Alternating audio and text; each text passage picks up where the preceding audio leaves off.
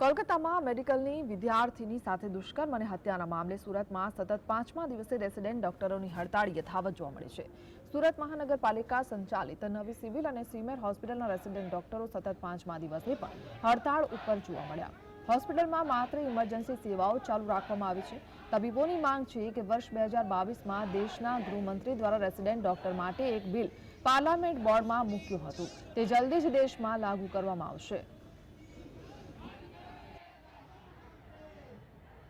ડોક્ટરોની રેલી યથાવત જોવા મળી રહી છે, ત્યારે સિવિલ હોસ્પિટલ ખાતે હવે ફરીથી રેલીનું આયોજન કરવામાં આવી રહ્યું છે। એટલું જ નહીં પરંતુ કોલકાતામાં બનેલી ઘટનાને લઈને હવે પડઘા સુરતમાં પડ્યા છે। આપણે ડોક્ટર જોડે વાત કરવાનો પ્રયત્ન કરીશું। રેલી પ્રદર્શન છે, ડોક્ટરો એની ડ્યુટી કરે જ છે, હોસ્પિટલ બધી ચાલુ છે, ખાલી ઇમરજન્સી સેવાઓમાંથી રેસિડેન્ટ ડોક્ટરો અળગા થયેલા છે। આશરે 1000 લોકો રેલીમાં જોડાયેલા છે। બિલકુલ 1000થી વધુ લોકો રેલીમાં જોડાયા છે। હાથમાં બેનરો લઈ વિરોધ કરવામાં આવી રહ્યો છે। શું કહેશો, રેલી કાઢવામાં આવી છે? हाँ, रैली का आयोजन किया गया है, कितने लोग रैली में जुड़े? हाँ, સુરતની સ્વીમેર હોસ્પિટલ અને સિવિલ હોસ્પિટલ બંને ભેગા મળીને મહારેલીનું આયોજન કરેલું છે। રેલી કાઢવા પાછળનો હેતુ એ છે કે જલ્દીથી એક્યુઝડને સજા મળે અને ઇન્સાફ મળે અને ફરીથી આવી પછી ઘટના ના રિપીટ થવી જોઈએ।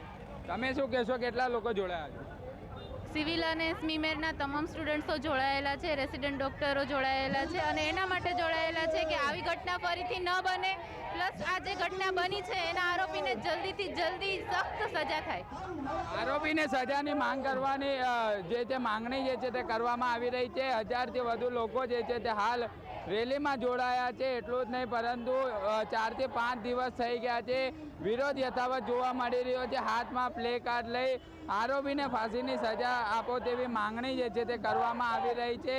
સ્વીમેર અને સિવિલ હોસ્પિટલના રેસિડેન્ટ ડોક્ટરો દ્વારા હાલ હવે વિરોધનો સૂર ઉઠ્યો છે। સિવિલ હોસ્પિટલ ખાતેથી હાલ અત્યારે કલેક્ટર કચેરી ખાતે રેલી જઈ રહી છે અને કલેક્ટરને આવેદનપત્ર આપી ન્યાયની માંગણી જે છે તે કરવામાં આવનાર છે, પરંતુ વિરોધ થઈ રહ્યો છે અને એક જ માંગ કરવામાં આવી રહી છે, આરોપીને ફાંસીની સજા આપવામાં આવે। સાહિલ જગતાપ, GSTV સુરત।